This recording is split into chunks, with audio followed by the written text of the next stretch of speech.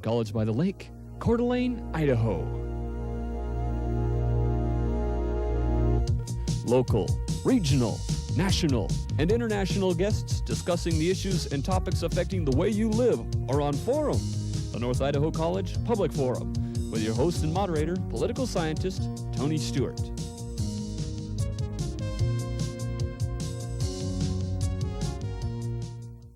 It is a special privilege to welcome you to the 1000th airing of the North Idaho College TV Public Forum. This very special milestone is coming to you with a 1-hour special, and we're very grateful to KSPS and KUID PBS stations for allowing us this 1-hour special. In the next hour, you're going to have several segments, and one of them is going to deal with past shows. We're taking clippings from a number of shows over the 21 years, and also we have a number of personalities, both national, regional, and local, that will be on the program to extend their congratulations and their review of the 21 years. It's been remarkable to be on the air so long, and we're very pleased with that accomplishment. During this 21 years that it's taken to get to 1,000 weekly programs, we have had 6 presidents of the United States, and we first aired on September the 18th, 1972. We have had over 1,200 guests on those 1,000 programs. As we walk you through that history, you should keep in mind that we would have reached 1,000 in 20 years, but some years we have had some reruns in the summertime in the early years of this program. We hope you will enjoy this program, and as we go through, we will insert these guests that have recently commented on our program along with clips from previous years.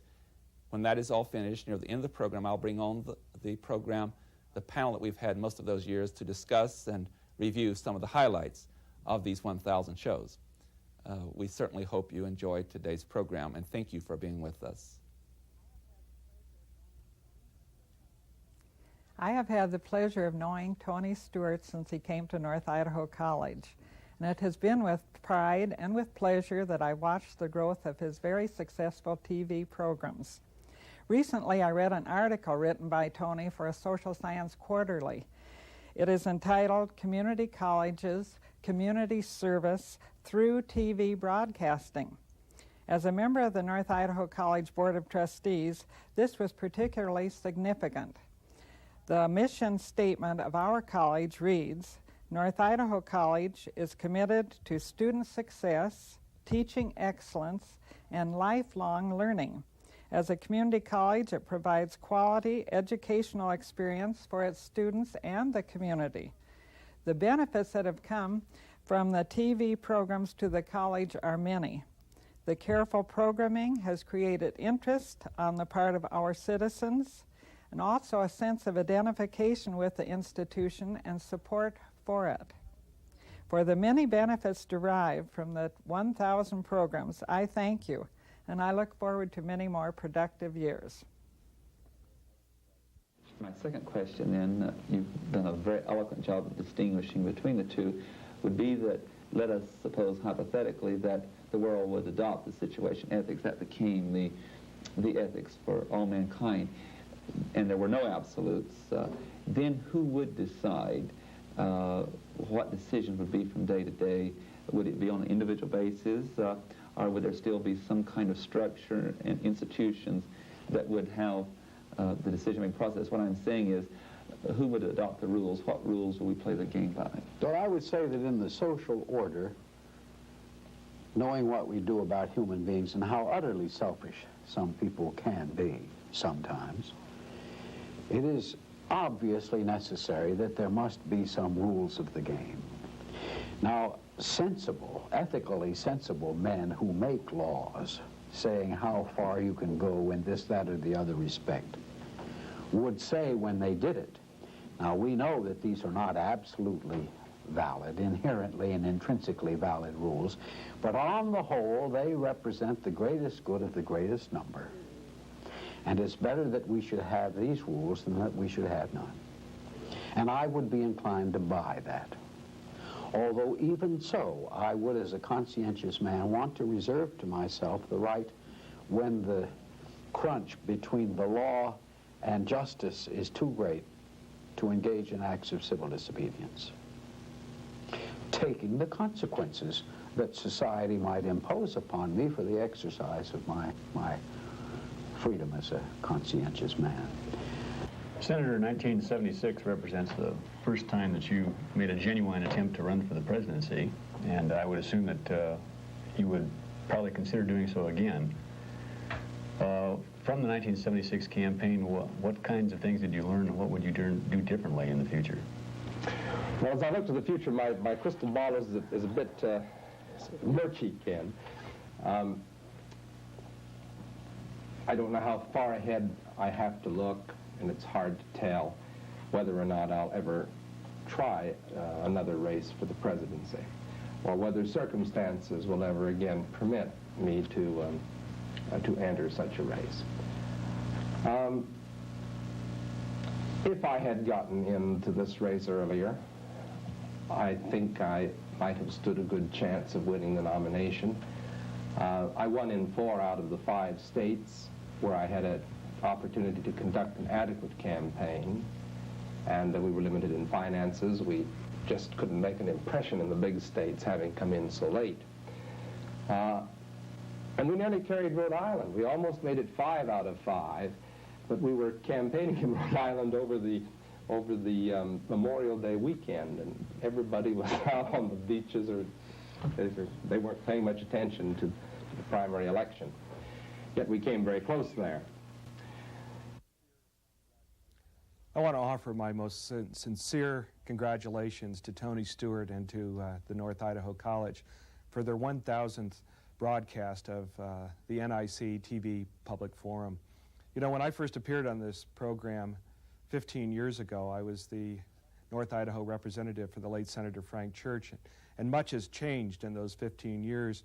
Communism has crumbled, and the Berlin Wall is now down, and we're the lone superpower in the world.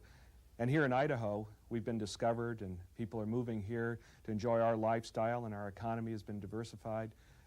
And we've met those challenges. And you can bet over the next 15 years, or however long it is, with the next 1,000 broadcasts, that the people at NIC TV Public Forum will bring onto this stage and this forum knowledgeable people that will be interviewed in depth to talk about the challenges ahead for all of us. And so it's with a great deal of appreciation that I thank Tony Stewart and NIC for their commitment to this community and to the world around them. They've done a great service, and they'll continue to do that. So again, congratulations on this 1,000th broadcast. Senator McClure, our area is always concerned with the forest product industry, and your knowledge and rational approach to their problems is appreciated. What do you see as the future for the forest products industry? If efforts were not restricted, if the industry were allowed to develop the full potential of this renewable resource, could not the United States supply a large portion of the world's demand for wood fiber and help the balance of trade? Well, certainly, as you know, we're importing a great deal of wood products from outside the United States now. At the same time we do, and along the western coast, export some to Japan and the Far East. I think the timber industry has a larger potential than is being met now, because, and that's masked here in the West because nearly all of that which we see in Idaho is based upon either federal or state lands. Some large timber companies own private lands and utilize the timber on them, but there's an awful lot of private woodlots and small ownerships that are really not very well organized, and they don't produce very well. But the federal forest lands are the ones that are our most critical asset, because they are not being managed at all well, in my judgment. Not all the fault of the Forest Service. Congress simply won't put the money behind the management that's necessary. And secondly, I think they misuse some of their money. I think they build too many roads to too high a standard, and they waste a lot of the money. But certainly, we don't have enough timber base in the United States now to meet the building demands of our own citizens. If we were able to get the housing starts up to 2 million per year and hold it there, we would run into a timber shortage in less than 3 years under current conditions. We must, as a matter of fact, just absolutely must, break this logjam of the de facto wilderness areas and make some resolution of what's going to happen there so that we can begin the job of intensive management of those areas which will be released for commercial forest land. Those of us involved in public life know how very important it is for the public to know and understand what's going on around them. In a representative republic, our strength is the knowledge of the public. Let me congratulate Tony Stewart, North Idaho College, and Public Forum for not only recognizing the public's need to know, but the public's right to know. 1,000 programs and a lot of public people talking to their public through North Idaho College and the Public Forum says that this great institution has done its share to make sure our government and our representative republic remain strong. Congratulations on a very successful run. Janelle Burke. What is your particular preparation for sports? We understand your preparation for broadcasting. Are you an athlete also? Oh, I'm a very poor athlete. Matter of fact, a poor tennis player, a poor golfer, a poor racquetball player. I've never done anything particularly well. When I grew up, I was a great sports fan from the time I was about 5. I had a maiden aunt who, bless her heart, took me to all the baseball games. I grew up in Texas. We had no football then. And we went to a baseball game every day during the baseball season. And I didn't know I was a girl. I mean, I knew I was a girl, but I didn't know that I was a tomboy, I guess. But I used to hang my head over the dugout and ask for autographs and play football when all the other little girls were playing with dolls. And then as I got into high school and college, I was more interested in sports, but still as a spectator as opposed to a participant. And I was married for a number of years to a man who is a teaching tennis pro. And I was an official for the Lawn Tennis Association for a few years. Have always been an enthusiastic football fan, baseball, you name it. I've always been involved. We used to follow our teams and travel around in the summertime with baseball teams and the whole thing. So I've always been very involved, but not as a participant. I'm not a good participant.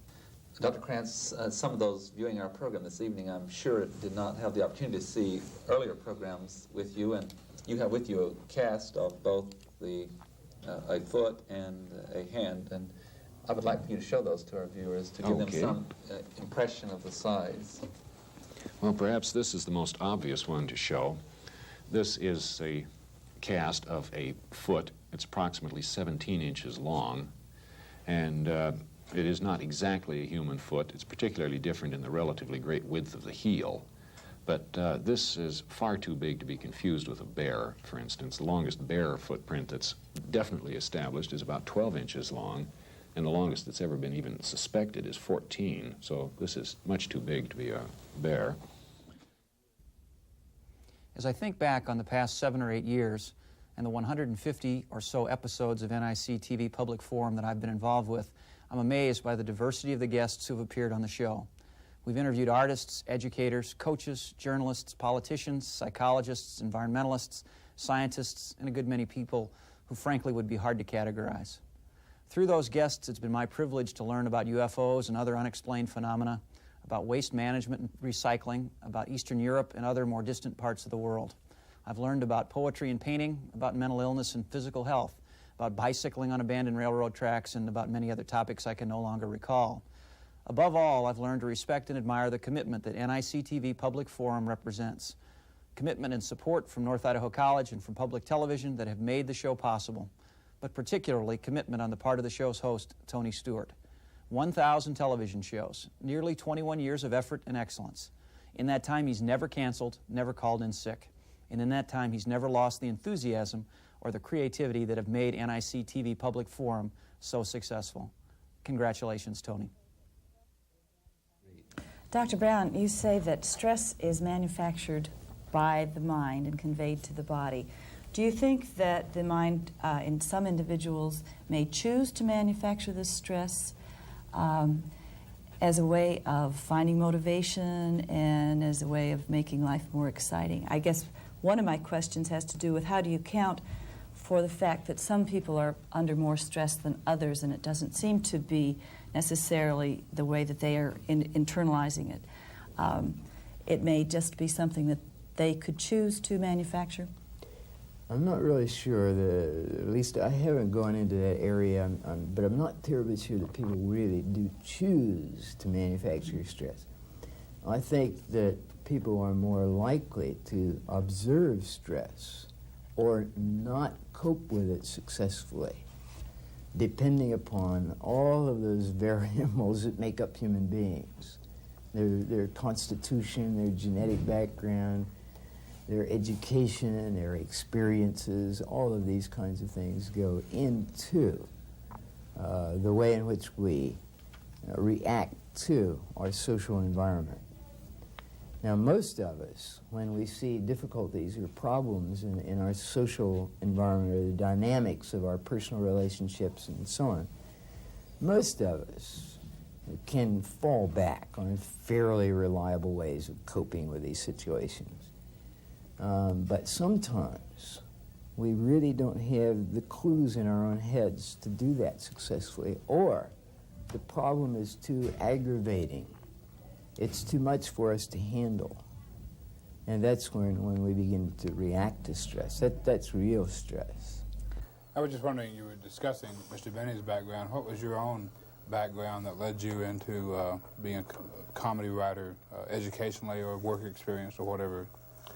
Well, when I majored in journalism at SC, and then I went to work at MGM as an assistant director. That is a third assistant director. Third assistant director is a gopher, the last one to yell quiet on the set. And I used to give Jack material. And there was Abe Lyman, an orchestra leader, that was sort of a rough guy. His background, that he was a Chicago cab driver. And Andy Devine was on the show. Remember Andy Devine with the gravel throw, with the frog at his throat? And Abe Lyman was always putting Jack down. And one day Andy Devine defended Jack, which was my bit, and the thought was, now just don't argue with Mr. Benny. And Abe Lyman turned to Andy and said, one more word out of you and I'll clear your throat. And Jack thought it was such a funny joke. He said, why don't you come on and start as one of my writers, with my other two writers, Bill Morrow and Ed Beloin. And that was the beginning. But I always had a sense of humor. Congratulations to you, Tony Stewart, for having the foresight to use television to both enhance the credibility of North Idaho College and to extend its educational programs to the many people living in North Idaho who are unable to interact with the college staff and the excellent guests who have visited the campus. Using the many new inventions coming from the world of high tech to strengthen the learning process will be the new thrust of the 21st century for all of education. It is important to give special recognition to those who have helped make us a pioneer in this field. North Idaho College has now completed its 1,000th show. What a record. We are very proud of the college's heritage. The videotapes of the public forum programs that are housed in our new library will forever enhance our historical perspective as we look forward to a new era. North Idaho College is continuing to find new ways to help students meet the challenges of the future. It is my hope that we continue to record our accomplishments through the public forum as a reminder of what we are and what we can expect to become in the 21st century. You could begin by just giving us a brief overview of what is meant by gene transfer or gene transplant techniques and what the research in the area is at right now. All right, it might be useful to start with explaining what a gene is and then going from that point. A gene is a basic unit of heredity. In all animals, plants, and man, genes determine how we look and basically, potentially, how we act. They determine skin color, hair color. Complexes of genes determine height, and so forth. Beginning in the early 1970s, a new branch of science, of biology, arose in which experimentalists were first able to isolate genes and to combine them, to splice them together. This type of research has been called gene splicing research, sometimes called genetic engineering. Approximately 18 years ago, I was a guest on the Public Forum. Shortly after, Tony Stewart asked me if I would serve as a panelist. It has been a marvelous experience. I have met many wonderful people and learned about many different subjects. Our guests have all had one thing in common, a special interest in their topic. The programs have all had one goal, to inform the viewing audience about an important matter. As a panelist, how do I decide what questions to ask? After Tony notifies me about an upcoming program with a particular guest, I ask myself, if I were a viewer and I could ask any question that I liked of this person or about this topic, what would I want to know? Then I formulate 3 or 4 possible questions for each program. The programs have included moments of humor, surprise, and tenderness. There have been eloquent statements of position on critical issues, exquisite storytelling, and beautiful exhibits. Congratulations on this landmark of show number 1000. I express my appreciation to all of the people who have supported the program, including the viewers, guests, staff, and students. Thank you to everyone who has made it possible. Dr. Fuller, I was very moved by the statement that you read to us, and I'd like to ask you to just chat a little bit more about how you think we're going to pass this final exam. How are we going to avoid the atomic holocaust as individuals? Are you calling for individual protest, a grassroots movement? How are we going to avoid it? I'm simply saying that what's going on is a test of individual humans to see whether God has had a good invention or a bad invention. Are they somebody that's going to make more trouble, or are they going to help to make the universe work? Wants to know whether there's really integrity of the human individual. So it's a question of how you behave all the time, and if you really realize that it is absolutely essential in America that we have equal rights for women under the law, then whatever, I don't know how various people are going to act, but I'm simply, if we're going to find human beings really, as a great vast majority, behaving with integrity, is going to go through. Buckminster Fuller was a giant of a man. He was brimming with warmth and with wisdom, and the time we spent with him was very real and very memorable. And over the years, we've had a chance to interview famous people and not so famous people, poets, politicians, professors, on every topic imaginable. We've covered technical scientific issues, and we've even explored the supernatural, from Sasquatch to UFOs. And there have been even bizarre moments. I remember the magician who mesmerized all the people in the studio, and one by one he put them to sleep on the set in front of the cameras. But most of the time it's been very lively, and Professor Tony Stewart has been the guiding light throughout the last 2 decades of the Forum. Tony has brought scores of fascinating people to the campus of the North Idaho College, and he's captured their stories on video, tape, and he's shared them with viewers around the region. And I feel very fortunate to have been a part of this history, and my congratulations to Tony and NIC on the 1000th show of the NIC Forum. Lou Reed. I can't stand any longer. I have to ask you to describe what it was like to work with Henry Fonda and Katharine Hepburn and Jane Fonda on Golden Pond. Well, first, I cannot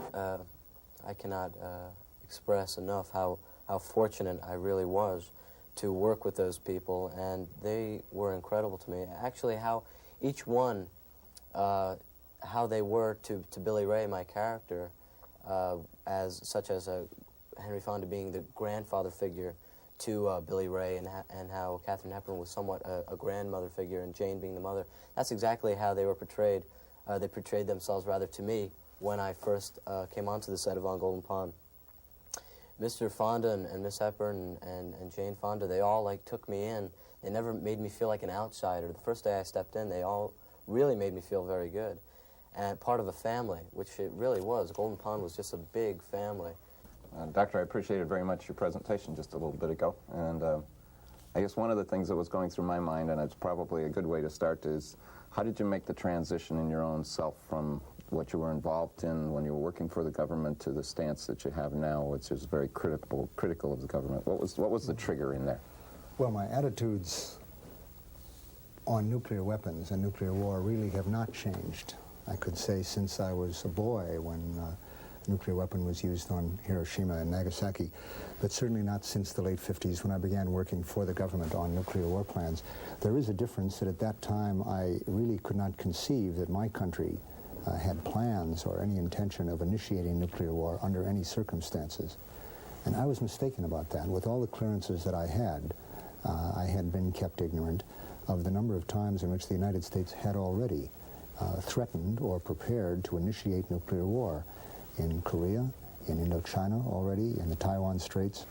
And these were closely held secrets at the time, but they are available now. Most Americans still don't know them, but I do. So that does affect what I do about my feelings at this point. I have a message here from Governor Mike Lowry of Washington State. My heartfelt congratulations to the many people who have made the televised public forum of North Idaho College so successful. As listeners of your weekly broadcasts are well aware, you have been inspirational in your subject matter, as well as the manner in which it is presented. Your programs are an invaluable service for the many with busy schedules to stay attuned to a variety of social and political issues. It is an important role that you play in keeping minds busy with the thoughts of how each of us as individuals can play a part in improving our quality of life. Thanks for your many hours of unique entertainment and conversation. Fondly, Governor Mike Lowry. Well, Carol, you started singing and playing in Brooklyn, which is a long way from Coeur d'Alene, Idaho. Yes. But you now are a resident, as I understand, Yes. of Idaho. Yes. And would you please tell us all why you have chosen Idaho to take up your permanent residency? I came to Idaho for the first time in, I believe it was 1975 or 76. A friend of mine was born here and brought me here, and I was really taken with the quality of life, the environment, the magnificent country, and with the people. There was a real independence of mind that I really liked, and yeah, you know, I can do it, whatever it is, I can do it, I can get along, you know, and I don't need to be dependent on, you know, the government or big business or whatever to tell me what to do, and that really appealed to me. And the combination, I just basically fell in love with the state and its people, and I moved here in 1977, which makes me a native, right? Right, right. I've learned many things, I think, in the course of the suit that have caused me to have reflections about the role of a reporter when he takes on a difficult subject like this. But the bottom line was that our witnesses were not anti-war figures, and they were not people outside of the military or the intelligence community. They were General Westmoreland's own officers. They were his intelligence chief, his order of battle chief, his chief guerrilla analyst, his chief infiltration analyst, on and on. The voice that CBS allowed to be heard, the voices, were those of the military. It was not a question of CBS, Mike Wallace, or George Cryle making an accusation so much as it was the voices of those people from the heart of American intelligence at that point who had not been able to speak back in 1967, who did speak later. Now I have a message from United States Senator Patty Murray of Washington State. Congratulations to North Idaho College TV Public Forum in its 1,000th broadcast. Throughout the 21 years of weekly broadcasts, you have given North Idaho College students invaluable experiences in the world of television production, and you have brought people and ideas into our homes that have intrigued and inspired us. Thank you for your hard work and commitment to PBS and the viewers of the Inland Northwest. May success be yours for another 1,000 productions. Best wishes, Patty Murray, United States Senator. Dr. Cargill. Thank you. We face an interesting situation currently in our national political scene. We have a populace that's generally conservative and not interested in pursuing civil rights issues, yet we have more minority elected officials than we've ever had before. What is the situation for minority populations in the United States if they're able to elect minority representatives, but those minority representatives are not able to ensure that their rights are protected? It's peculiar because the reason more minorities are getting elected to office is because of the success of civil rights legislation passed 25 years ago. The Voting Rights Act of 1965 is the sole reason I hold public office today, aside from the beneficence of my electorate. But if it had not been for this legislation, I wouldn't be sitting in this chair today. Now the current administration is trying to reinterpret this law and to say that they've got to impose an intent standard, that you've got to demonstrate that someone intended to discriminate against you before you can prove discrimination. Like saying if you catch a man in the street with burglar tools or coming out of a bank with the money in his hand, you've got to prove he intended to rob the bank. Not that he robbed it, but that he intended to rob the bank. And if you can't prove that, you can't lock him up. The political aspirations of black Americans and other minority Americans have reached a certain kind of level. There are almost 5,000 black elected officials in the United States today, a tremendous increase over the hundreds who were in office when I got elected 2 decades ago. I had the pleasure of being involved with the symposium on racism, which featured 2 major speakers. Ada Deer, a Menominee tribal activist, and Julian Bond, nationally known civil rights leader, were our main speakers for the symposium.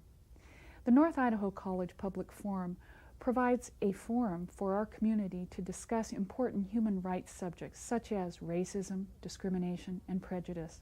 As a member of the Coeur d'Alene tribe, as a resident of Kootenai County, and a member of the North Idaho College Board of Trustees, it's uplifting and it's heartwarming to see the role that the community college plays in the public debate of human rights issues.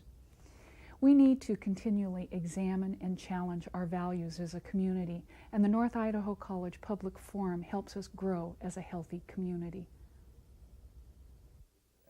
Did you go through some kind of transition to get there to deal with, for example, like your book, Is There No Place on Earth for Us?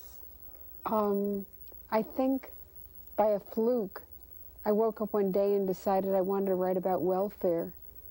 And I think from there, from what I saw in welfare, I went to other areas of what Canaletta calls the underclasses, the disadvantaged, or what have you, and it was a pretty natural sequence.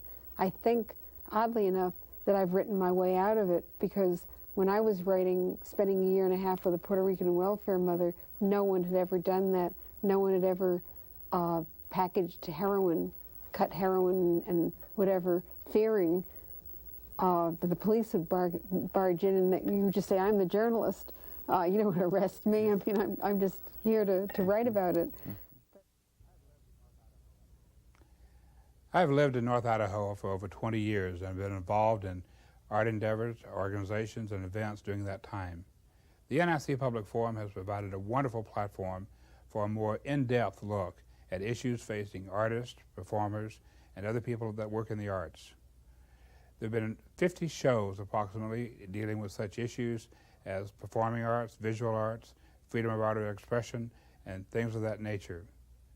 There have been Romanian folk dancers, Irish poets, and all other kinds of artists who come here to this area or live in this area and have been on this show.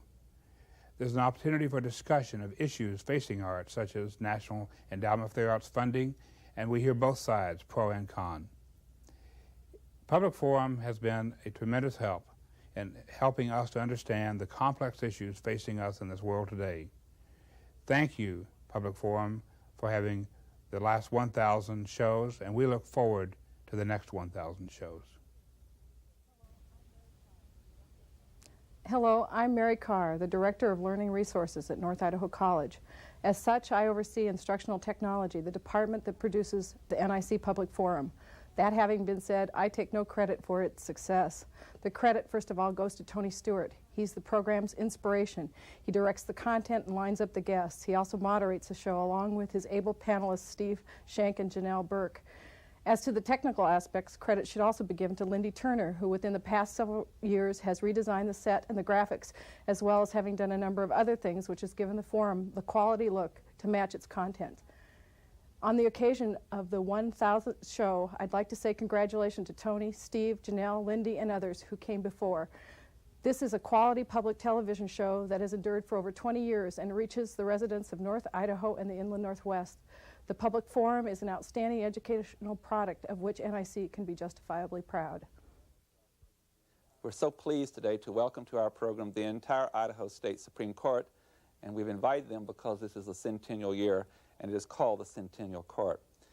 All 5 members of our state court are with us, and I would first of all introduce to you the Chief Justice of our court, Robert Bakes.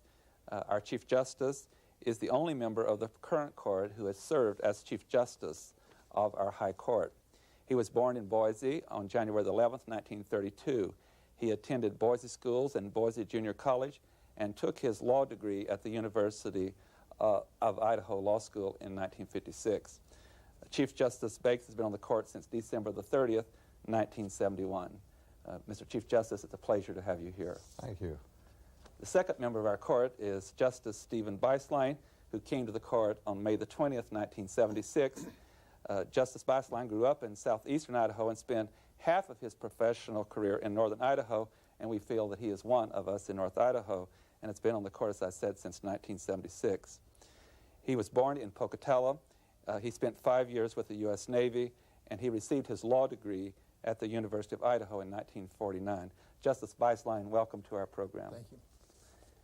Our third member of the court is Justice Byron J. Johnson, who came to the court on February the 1st, 1988. He was born in Boise on August the 2nd, 1937. He attended public schools in Eagle and Boise. Justice Johnson took advantage of an academic scholarship, and he attended Harvard College, graduating with honors in 1959. He was graduated from Harvard Law School in 1962. Justice Johnson, welcome to the program. Nice to be here, Tony. It's also a pleasure to welcome Justice Larry M. Boyle, who came to the court on August the 22nd, 1989. He is the only member of the current court who previously had served as a district court judge. Justice Boyle was born in Seattle, Washington. He attended public schools in Pocatello, Idaho. Justice Boyle received a degree in economics from Brigham Young University in 1968, then his law degree from the University of Idaho in 1972. Justice Boyle, welcome to our program. Thank you very much. And I'm also very pleased to welcome to the program the fifth member of the court, Justice Charles F. McDevitt, who came to the court on August the 31st, 1989. He was born in Pocatello, Idaho on January the 5th, 1932. He attended public schools in that city and graduated from Idaho State College, which became Idaho State University, before receiving his law degree from the University of Idaho in 1956. Welcome to the program, Justice McDevitt. My pleasure. It's hard to believe that it's been 21 years since Tony Stewart and the North Idaho College TV Public Forum broadcast their first program. But it has been that long, and tonight we're celebrating the 1,000th broadcast of this important and progressive forum. 1 week at a time for 1,000 weeks, NIC TV Public Forum has brought to us hundreds of guests.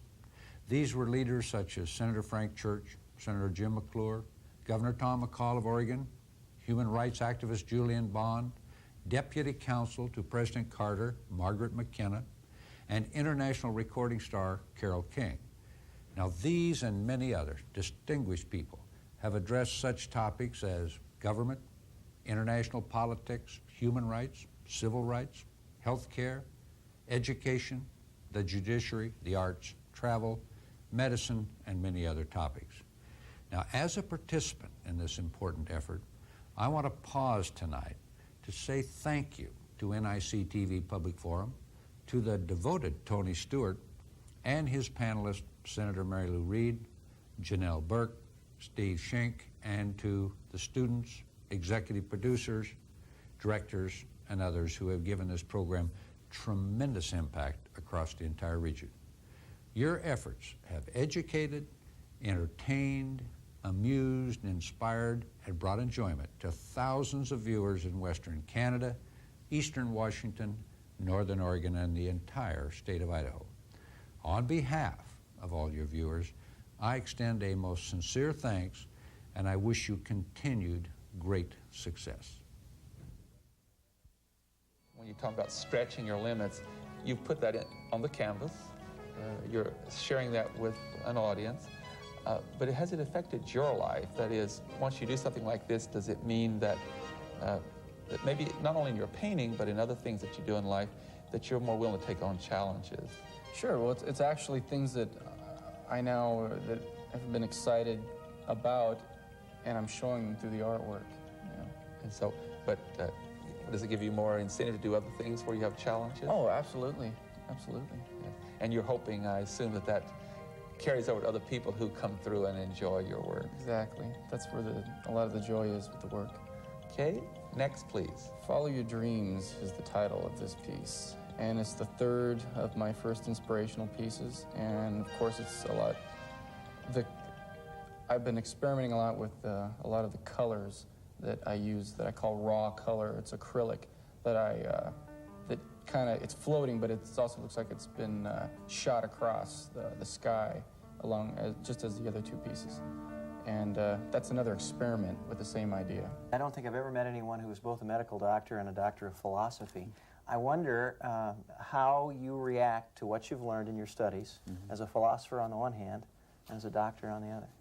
Any differences there that you... Well, as a matter of fact, Steve, one thing that I have learned from this is that the education really doesn't seem to help very much with it. I mean, in the sense that this is stuff that is mind-boggling in a way, I think, quite beyond the capacity of what we know as human knowledge now really fully to understand.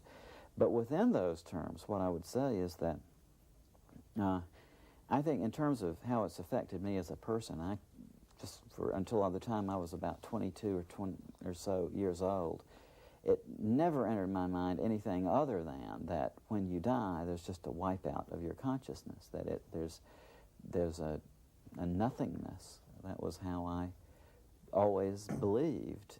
And yet, as I have listened now to these many, many, many hundreds of people who've been through this, it sunk into me in a way that these people really do get a glimpse of some other level of reality. Now, this is Tom Foley. I'm proud to have the opportunity to appear on the 1000th broadcast of the North Idaho College TV Public Forum. This fascinating series of weekly programs features interviews with well-known personalities and covers a wide spectrum of informative and interesting subjects. Audiences in the region are fortunate to have the opportunity to hear such programming on Spokane and North Idaho public TV stations. I want to congratulate Tony Stewart and the entire production staff on the longest-running college-produced public TV series in the United States. Well done.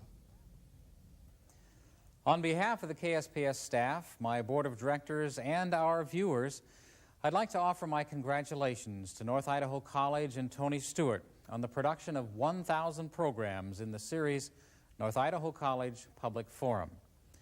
As we approach a new century, our nation has come to expect more of television than of any other single element in our culture. We ask television to give us a true picture of the world, to chronicle the most fleeting of events, and to frame our enduring concerns. Of course, we expect television to entertain, but increasingly we expect it to educate. As we in public television have looked for both national and local programs that help unleash the educational power of television, I've appreciated the fact that North Idaho College Public Forum has been there to bring us a valuable perspective on a host of topics and issues during the past 21 years. The NIC Public Forum has demonstrated what television can offer when it is driven by ideas and a commitment to service. Thanks, North Idaho College, for being our classroom, our history book, our conscience, and for presenting ideas that bind together a diverse society. Thanks, NIC, and thanks, Tony Stewart, for all that you have done to educate and communicate through 1,000 programs of the North Idaho College Public Forum. During the last 10 minutes of this segment of the 1000th program, we're so happy to welcome to the program the three people who have been on the panel over the years. They have the longest tenure, and we welcome them back. First of all, to my immediate left is Senator Mary Lou Reed, who was on the program from September 1973 until she entered the Idaho State Senate in 1985, so she had long tenure. Next to her is Janelle Burke, who came on the program in September 1974 and has been there until 1993. And therefore, she has the longest tenure of doing more shows on our previous 999 programs. And next to her is Steve Schink, who came to us in the spring of 1986 and has been with us ever since. Welcome, panel. You have done a marvelous job over the years, and one of the great qualities of our program has been this quality panel to ask our guests the very fine questions that you've asked. we're going to shift today, and we're going to ask you questions which you have not had before, and so it's a different role for you. And I will start with Mary Lou Reed and go across on this first question, and that is, I would like to ask each of you, what has been the most inspiring guest, our guest, that you have interviewed over the years? And the second part of the question is, what has been the topic or special series issue that we've dealt with that's been most inspiring to you? And we'll start with Mary Lou Reed. Oh, thank you, Tony. You're surprising us with these questions, so I'm not really sure how I'm going to answer this. I think that probably the person that was most inspiring to me was Frank Church. I think that Frank Church was always sort of my hero, and it was very, very wonderful to be able to interview him, and we did him very, very many times. And the second part of the question is? With the special series or topics we've dealt with over years, you know, sometimes we do one topic and sometimes we'll do a 4 or 6 week series. And of all the things that you did in the past, what was the issue that inspired you the most? Which was the most inspirational issue? Oh, I think that the times that we have discussed the whole question of freedom of speech, you have had 2 or 3 series that dealt with freedom of speech, and I think that was one of the issues that attracted some of the most inspiring and challenging and provocative speakers. Janelle Burke, we'll go to you next, and again the same questions. With regard to inspiring people, I think there are a couple who come to my mind, although I really had 3 or 4. Mary Lou stole my thunder in that I would have mentioned Frank Church. We had some wonderful programs with him, and they were always very fast-moving. He addressed the questions. They were world issues. It was like living in another world for a short time. But in regard to other people who have been very inspiring, Carole King was on the show. She had a unique blend of, there was some comedy. She talked to us, she told us some poignant stories. So there were all the ingredients there of a wonderful experience. And then Ann Fox talking about Children's Village and how Children's Village started, the momentum for that, and how that's a community. Now it's come to fruition. And it's something we can all go out and see, and it's a wonderful experience to talk with Ann from beginning to end of that project. With regard to inspiring series, I would invite our viewers to watch the Privacy series, because that's a most recent one. It's not a long ago one, but it was very, very interesting, and they'll want to be watching that. Yes, and that'll come up in May and June after this program is aired. Steve Shink. Tony, I think probably Julian Bond, and maybe because that's a name that I can relate with very strongly from when I was a college student in the late 60s and early 70s. And related to that, I think the most inspiring series I've been involved with was the series on prejudice, where Julian Bond was one of the speakers. And for me, it was an excellent reminder that from the view of minorities, while certainly progress has been made, maybe that commitment to continuing progress has faltered a bit in recent years, and that there's still a long, long way to go. I'm going to rotate now so that Mary Lou doesn't have to think first. Always she can listen to you and respond. We're going to rotate in what we call our fairness. On the second question, we will start with Steve Shink. From time to time, as we've dealt with different issues, and have we dealt with a lot of issues in 1,000 programs. I know sometimes you have to do more research than you do. Other times, there are times when I'm able to give you books or articles that the guest has written. Other times, you don't have much information. And since you're so good on all these different subjects, some things must be more difficult than others to address. So I'm not really speaking of a guest as much as I am topics.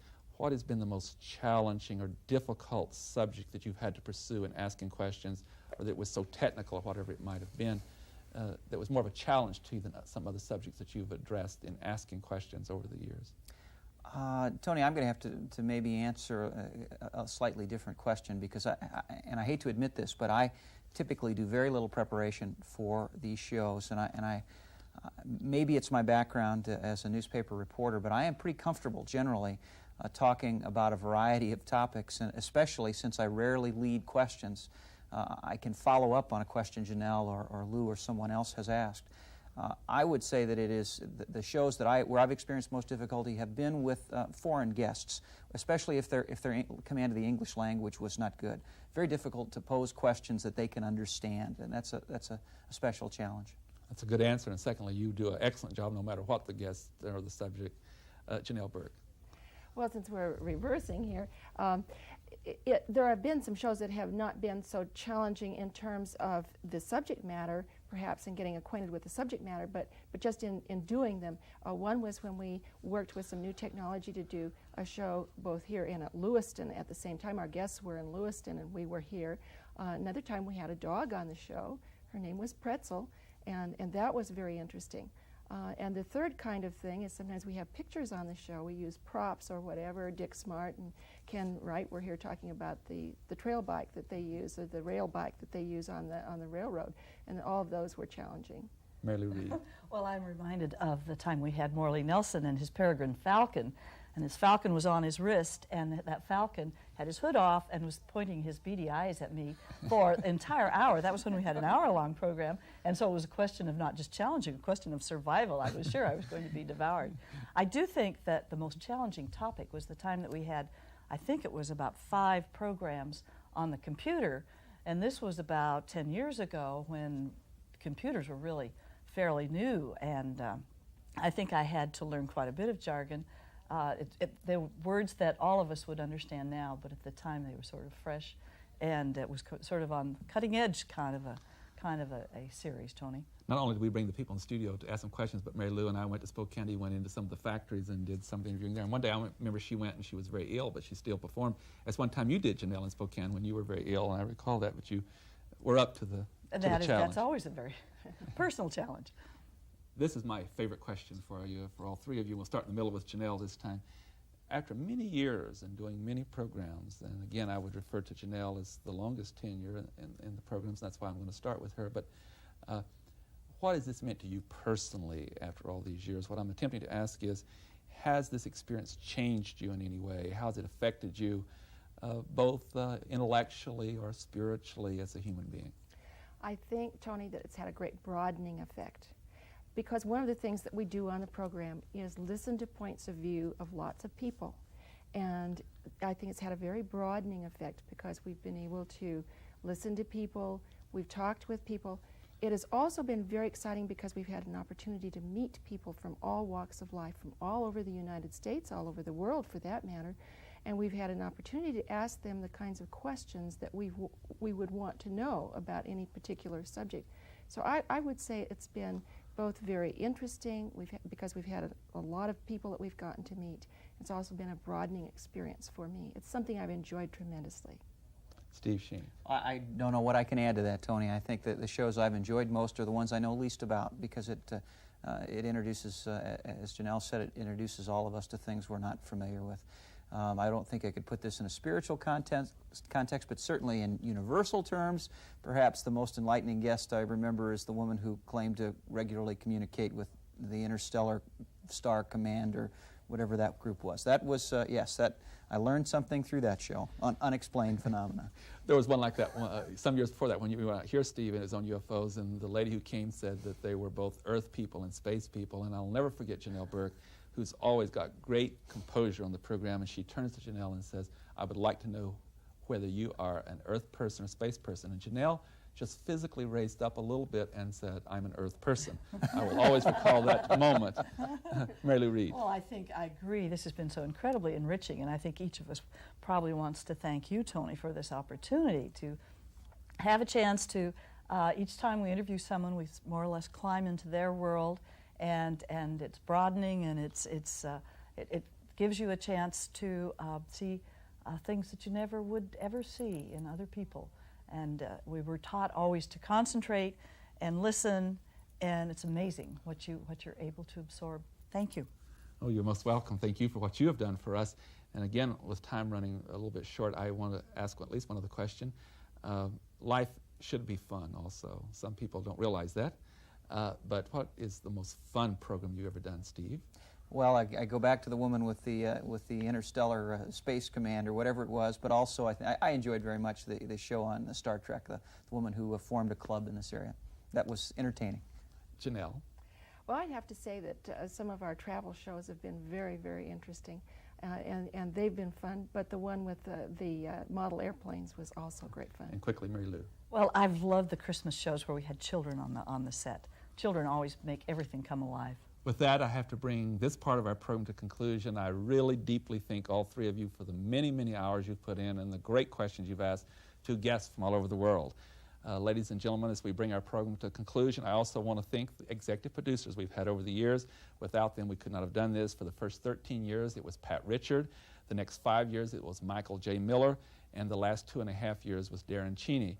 And another person who's so special and is behind the scenes and is with me, with all those have left, and without him we could not do it, and that is Linda Turner, who is the director of the program. He was here as a student in the early 80s and has come back to be our director, and we are so grateful we have the opportunity to work with him. As we go off of the air, we're going to run for about 2 minutes a list of people that we've had on the program and their titles. There's 54 of them. This is certainly not 1,000, but it gives you a blend of the kind of people we've had from around the United States and even other countries. We've had a great time putting this 1 hour special together for you in our 1,000th program, but we invite you to be with us again next week when we'll start show number 1001. Until then, please have a good week. I am Tony Stewart.